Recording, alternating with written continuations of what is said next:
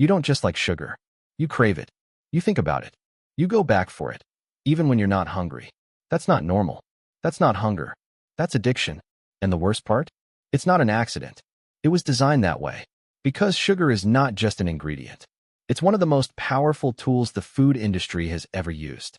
And once you understand how it works, you'll never look at food the same way again. Sugar activates your brain in a very specific way. When you eat something sweet, your brain releases dopamine. Dopamine is not just a pleasure chemical. It's a learning signal. It tells your brain, remember this. Do it again. This is the same system involved in addiction. Drugs use it. Nicotine uses it. Alcohol uses it. And sugar uses it too.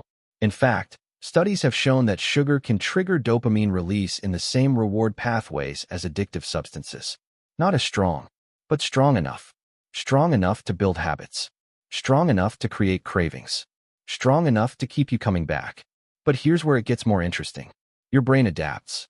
The more sugar you consume, the less sensitive your dopamine response becomes, which means you need more sugar to get the same feeling. This is called tolerance, and it's one of the core mechanisms of addiction. What used to satisfy you no longer does. So you eat more, and more, and more, not because you're hungry, because your brain is chasing a feeling. Now let's talk about cravings, because this is where most people get confused. You think cravings mean hunger. They don't. Cravings are chemical. After you eat sugar, your blood sugar spikes. Then it crashes. And when it crashes, your body sends a signal. I need energy. Now. But instead of asking for balanced food, it asks for the fastest solution. Sugar. Again. This creates a loop. Spike. Crash. Craving. Repeat. Over and over.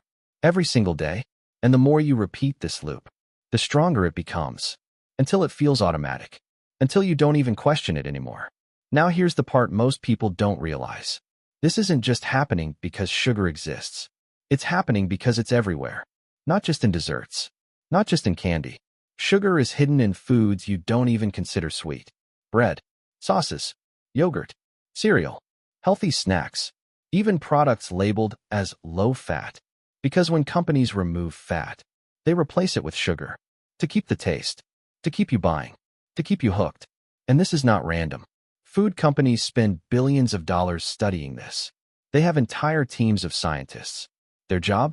To find the perfect combination of sugar, fat, and salt. They call it the bliss point. The exact formula that makes a product irresistible. Not just tasty. Irresistible. The point where your brain says, this is perfect. And once they find it, they don't stop there. They test it. They refine it. They optimize it. Until stopping becomes difficult. Until one bite turns into 10. Until one snack becomes a habit. This is not cooking. This is engineering. Products are designed, not to satisfy you, but to keep you eating. Because in the food industry, success is not measured by how full you feel. It's measured by how quickly you come back. Now think about this. If a product makes you eat more than you planned, come back sooner than you expected, and crave it when you're not even hungry, what would you call that? Most people would call it addictive. But the food industry avoids that word. They say craveable. They say delicious. They say consumer preference. Different words. Same reality. Now let's talk about something even more uncomfortable. Children.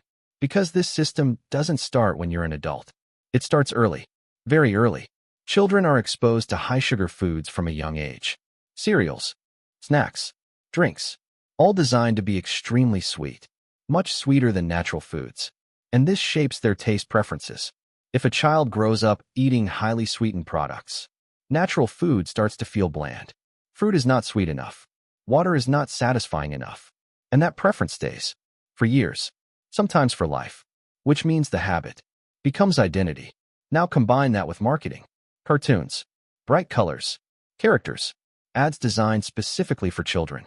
The goal is not just to sell a product. The goal is to build a lifelong consumer. Before they even understand what they're eating. Before they even have a choice. Now let's talk about labels. Because this is where things get deceptive. Natural sugar. Low fat. Healthy. Energy. These words are everywhere. And most of them mean nothing. Sugar is still sugar. Whether it's white sugar, cane sugar, honey, or syrup, your body processes it the same way. But the label changes how you feel about it. And that's the point. Because if you feel better about the product, you're more likely to buy it and more likely to consume more of it. Now let's be fair. Sugar itself is not evil. It exists in nature. Fruit contains sugar, and fruit is not the problem. The problem is concentration. The problem is frequency. The problem is design. Natural foods contain fiber, water, nutrients, which slow down how sugar is absorbed. Processed foods remove those protections and deliver sugar fast, in large amounts, over and over again. That's what creates the issue. Now here's what most people never think about. If sugar didn't make you want more, the entire food industry would look different. Products would be less sweet. Portions would be smaller. Sales would be lower. So the system depends on one thing: you coming back. Again, and again, and again. That's the business model. And it works. Every supermarket shelf, every vending machine, every fast food menu, built on the same principle. Maximize consumption, not satisfaction. Because satisfaction ends the sale. But craving? Craving keeps it going. Now the question is not, should you never eat sugar again? That's unrealistic. The real question is, do you understand what you're dealing with? Because once you understand the system, you stop blaming yourself. You stop thinking, I have no discipline. I just need more willpower. No, you're interacting with products designed to make willpower fail. And once you see that, everything changes. You still have the choice. But now, it's an informed one. And that's the one thing this system was never built to give you. That's it for today. If you made it this far, you already think differently than most people. This channel exists to expose the systems behind everyday life. No noise, no fluff, just how things actually work. Studio microphone voiceover powered by Redacast. AI voiceovers for faceless creators. Link in description. Drop a comment and tell me what industry we expose next. Because sugar is just the beginning.